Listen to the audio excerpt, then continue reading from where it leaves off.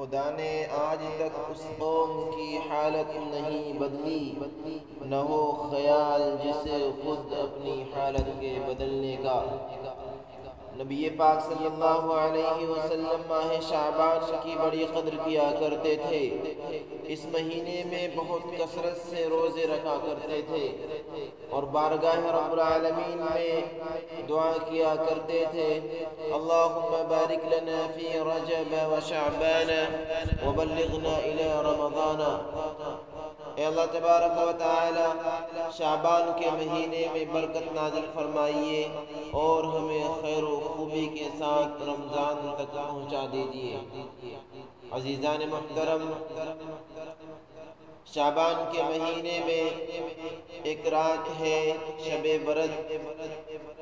یہ بہت معزز رات ہے، بڑی فضیلت کی رات ہے۔ یہ رات توبہ اور استغفار کے ذریعے جہنم سے چھٹکارا کی رات ہے، اپنے رب کو راضی کرنے کی رات ہے، جنت خریدنے کی رات ہے، جسم کو نورانی بنانے کی رات ہے، دلوں کو پاکیزہ بنانے کی رات ہے، عبادت میں اضافہ کرنے کی رات ہے۔ سیدہ طیبہ طاہرہ حضرت عائشہ صدیقہ رضی اللہ تعالی عنہ فرماتی ہے کہ 15ویں شب تھی، میں نے نبی پاک صلی اللہ علیہ وسلم کو اپنے بستر پر نہیں پایا تو میں آپ کو تلاش کرنے کے لیے باہر نکل گئی۔ میں نے دیکھا کہ آپ جنت البقیع یعنی مدینہ کے قبرستان کے پاس کھڑے ہیں۔ میں دبے پاؤں اپنے بستر پر واپس آ گئی۔ نبی پاک صلی اللہ علیہ وسلم جب واپس تشریف لائے، آپ کو محسوس ہوا کہ میں آپ کو تلاش کر رہی تھی۔ آپ علیہ السلام نے فرمایا کہ عائشہ، کیا تمہیں اندیشہ ہے کہ اللہ تعالیٰ اس کا رسول تم پر ظلم کریں گے؟ حضرت عائشہ رضی اللہ تعالی عنہ نے فرمایا کہ اللہ کے رسول، مجھے خوف ہوا کہ آپ اپنی دوسری بیویوں کے پاس گئے ہوں گے۔ اللہ کے رسول نے فرمایا کہ ایسا نہیں ہے، بات اصل یہ ہے کہ آج شعبان کی 15ویں رات ہے۔ اللہ تبارک و تعالی اس رات میں بنو کلب کی بکریوں کے بالوں کی تعداد سے زیادہ گناہگاروں کی مغفرت فرما دیا کرتے ہیں۔ ترمذی شریف کی روایت میں ہے، عن عائشہ قالت فقدت رسول اللہ صلی اللہ علیہ وسلم لیلة فخرجت فإذا هو بالبقيع فقال كنت تخافين أن يحيف الله عليك ورسوله؟ قلت يا رسول الله إني ظننت أنك أتيت بعض نسائك فقال إن الله عز وجل ينزل ليلة النصف من شعبان إلى سماء الدنيا فيغفر الأكثر من عدد شعر غنم كلب۔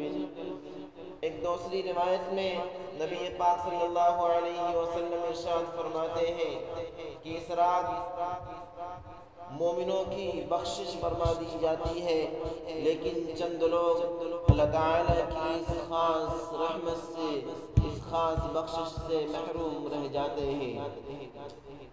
نبی پاک کا ارشاد ہے، شرک کرنے والوں کی اس رات مغفرت نہیں ہوتی، دل میں کینہ رکھنے والوں کی مغفرت نہیں ہوتی، شرابی کبابی کی مغفرت نہیں ہوتی، قتل کرنے والوں کی مغفرت نہیں ہوتی، ٹخنوں سے نیچے لنگی اور پاجامہ پہننے والوں کی مغفرت نہیں ہوتی، چغلی کھانے والوں کی مغفرت نہیں ہوتی۔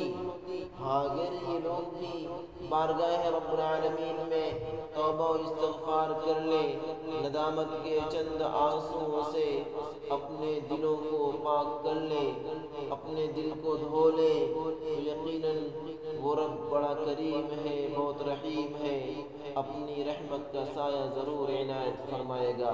اللہ کے نبی صلی اللہ علیہ وسلم فرماتے ہیں، التائب من الذنب کمن لا ذنب لہ، کہ گناہوں سے توبہ کرنے والا ایسا ہے جیسا کہ اس شخص نے کبھی گناہ ہی نہ کیا ہو۔ توبہ کی امید پر ہو چکے بہت گناہ، یا رب مہلت تو مل رہی ہے، توفیق بھی عطا کر۔